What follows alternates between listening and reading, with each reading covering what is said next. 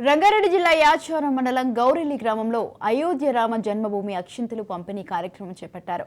ఈ సందర్భంగా ఇంటింటికి తిరుగుతూ అక్షింతలను పంపిణీ చేశారు. ఈ కార్యక్రమంలో కమిటీ సభ్యులు తదితరులు పాల్గొన్నారు. యావత్ దేశం ఎప్పుడెప్పుడా అని ఎదురు చూసే సమయానికి ఒక్క రోజే మిగిలింది.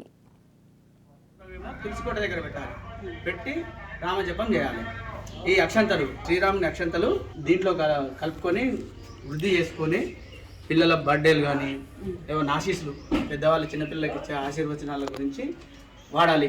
మళ్ళీ దేవుని మీద వాడద్దు, ఎందుకంటే దేవుని అక్షంతలు మళ్ళీ దేవునికే కాకుండా దేవుని మీద వాడద్దు. శ్రీరాముని